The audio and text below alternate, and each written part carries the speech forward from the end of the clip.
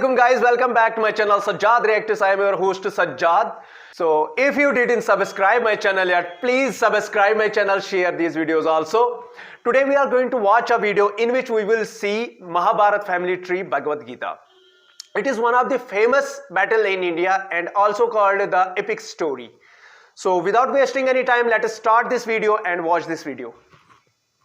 Today I'm going to show you the family tree of the Mahabharata, which is the world's longest epic poem, and together with the Ramayana, one of India's most famous ancient stories. You may have heard of a collection of Hindu scriptures known as the Bhagwat Gita. Well, the Bhagwat Gita is just one small part of the Mahabharata. This is one small Taken part. as a whole, the Mahabharata is about 10 times the length of the Iliad and Odyssey combined. Like the Iliad, the Mahabharata is a story about a war. In this case, the Kurukshetra War, which, like the Trojan War, may have been a real historical event.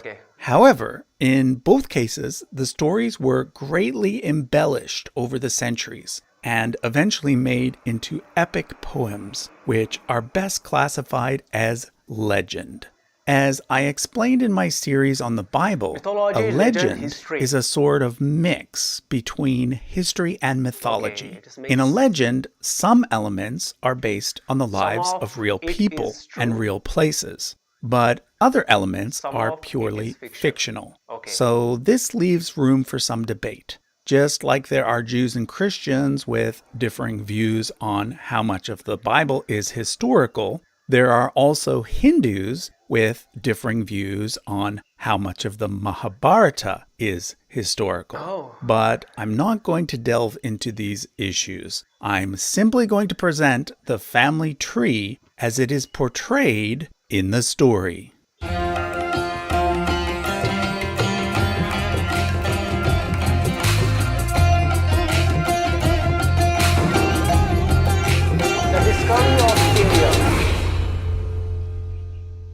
This video is part of a large collaboration between over a dozen different history YouTubers on the topic of Indian history, covering everything from the Indus Valley Civilization to the British Raj. You can find a link to the full playlist for Discovery of India in the description.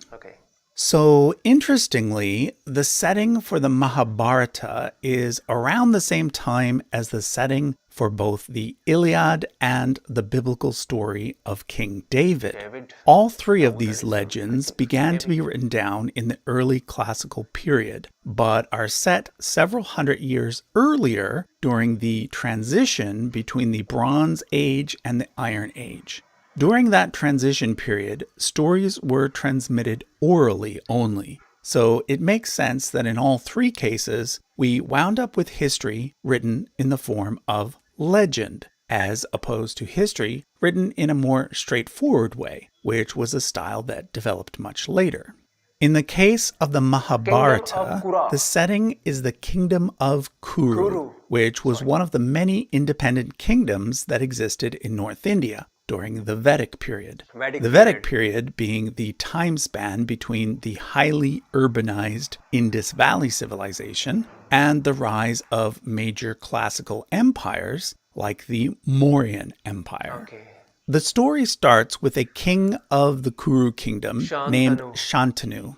He was a descendant of the Lunar dynasty, one of the two main dynasties of rulers that were said to have reigned during the Vedic period. The other being, you guessed it, the Solar dynasty. Rama, the main character from the other big Hindu epic, the Ramayana, as well as the Buddha, are said to have come from the Solar dynasty, whereas the main characters in the Mahabharata come from the Lunar dynasty. Anyway, one day, Shantanu met a beautiful woman on the banks of the Ganges River. He didn't know it at the time, but she was actually the goddess Ganga.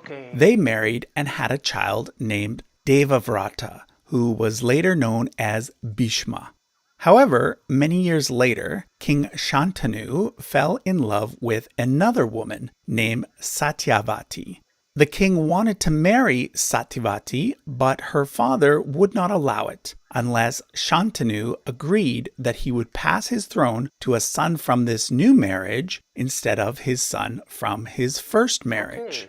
Shantanu felt he could not agree to this and therefore became very sad. However, Bhishma came to learn of the situation and offered to give up his right to the throne in order to please his father. Wow. And he even took a vow of celibacy to show his seriousness.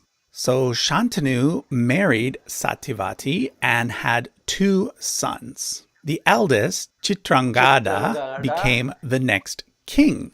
However, he died young without any children. So his younger brother, Vichitravirya, became the third king on this tree. But as fate would have it, he died childless as well. The queen mother, Satyavati, who was still alive at the time, came up with a plan.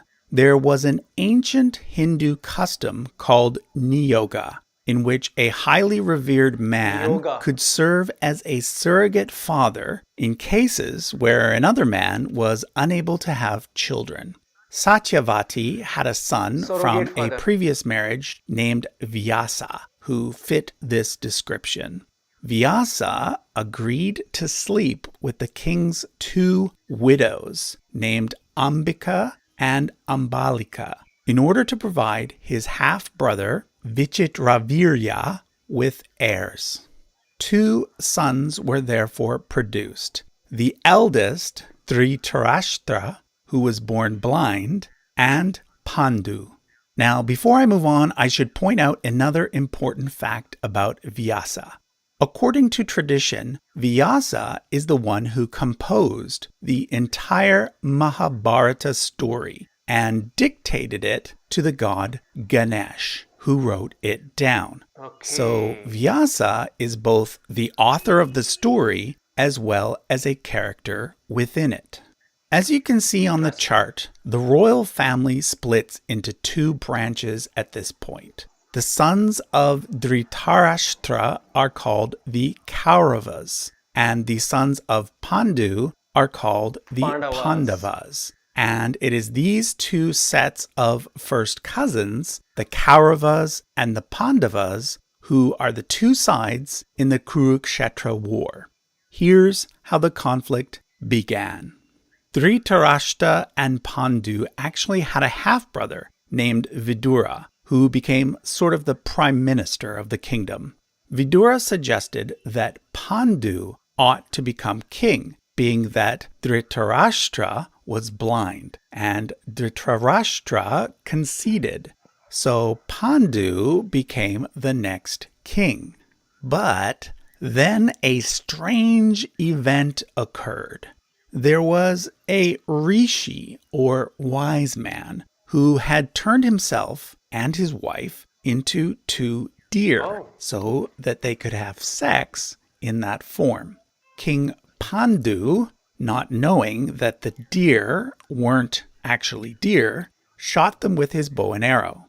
Before dying, the wise man put a curse on Pandu so that if Pandu were to ever have sex, he would immediately die. Because of this, Pandu gave up his throne and went to live in exile with his 2 wives, Kunti and Madri.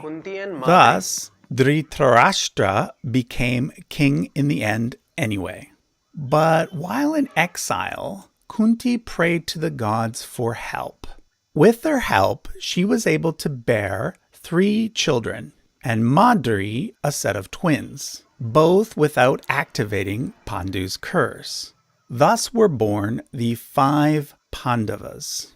The eldest, Yudhishthira, was the son of Yama, the god of Dharma and of justice. Bhima, the strongest, was the son of Vayu, the god of wind. Arjuna, the most skilled, was the son of Indra, lord of heaven and the god of thunder, lightning, and rain. He's the closest thing in Hinduism to the Greek god Zeus.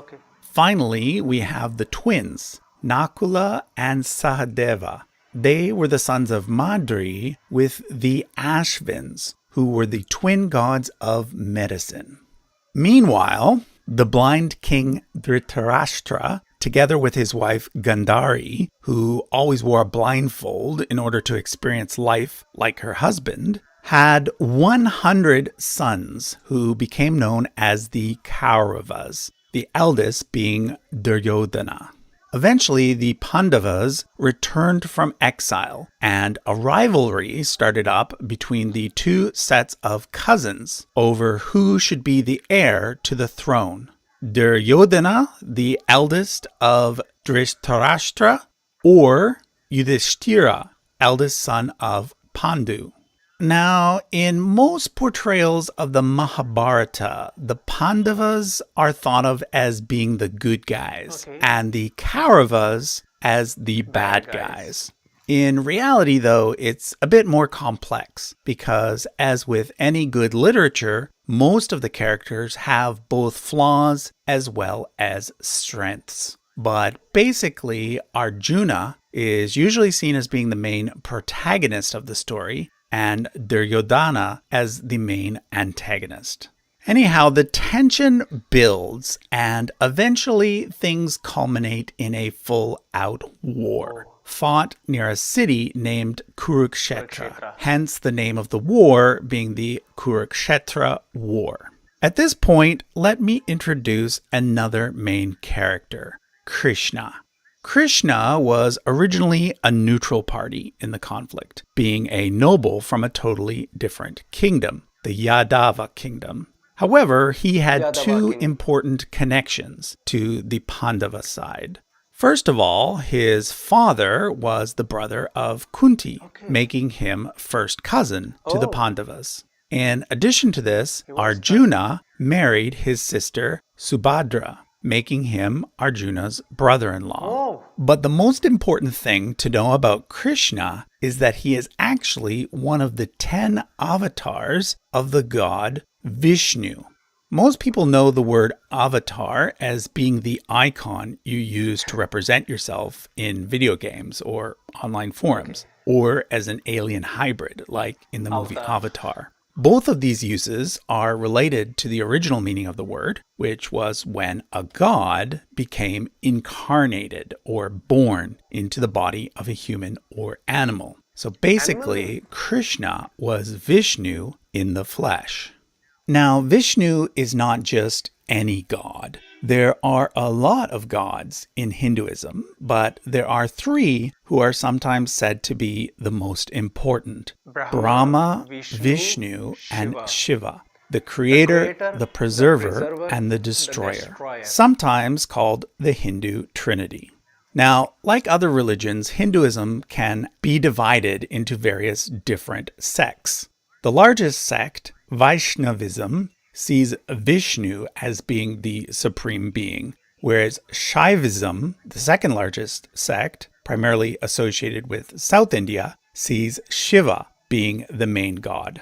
So for a lot of Hindus, Krishna is really, really important. Anyway, like I said, Krishna and his compatriots were originally neutral. He initially tried to broker a peace, but when that failed, he offered the following deal. One side would get his army, and the other side would get him, but as a non-combatant. Arjuna got to choose first, and he chose Krishna, appointing him as his charioteer.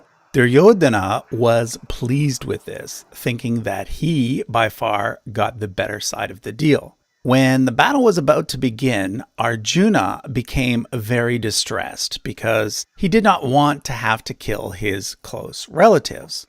What comes next is the famous conversation between Arjuna and Krishna that forms the section of the Mahabharata known as the Bhagwat Gita, one of the most revered set of verses in the Hindu religion, and basically a summary of Hinduism's main ideas. After the famous conversation between Arjuna and Krishna, the battles go ahead and last for 18 days. One of the main people that Arjuna has to fight against is a man named Karna, who is a close ally of Duryodhana. But there's a major plot twist. The Pandavas don't know it, but Karna is actually their brother. Oh. The Mahabharata includes Karna's backstory, where we find out that Kunti had a child by Surya before she married Pandu. But she gives him up and he is raised by adopted parents in the court of Dhritarashtra.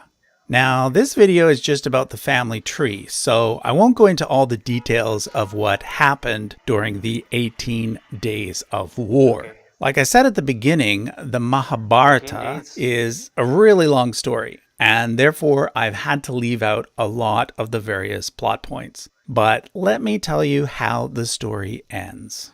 As you might have guessed, the Pandavas end up victorious. Karna, Duryodhana, and all of the Kauravas, except one, die in battle. The eldest Pandava, Yudhishthira, is crowned king and goes on to have a nice long reign.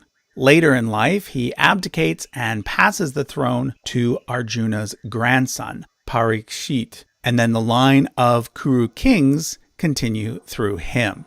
The way the Mahabharata is written, it is actually Parikshit's son who is being told the whole story. And the person telling the story is another one of Vyasa's sons. Vyasa's son, If you'd like a copy of this chart to use as a wallpaper, I'll leave a link to it in the description. And be sure to check out the other videos in the Discovery of India playlist. Right before this one is... So that was really interesting and amazing video.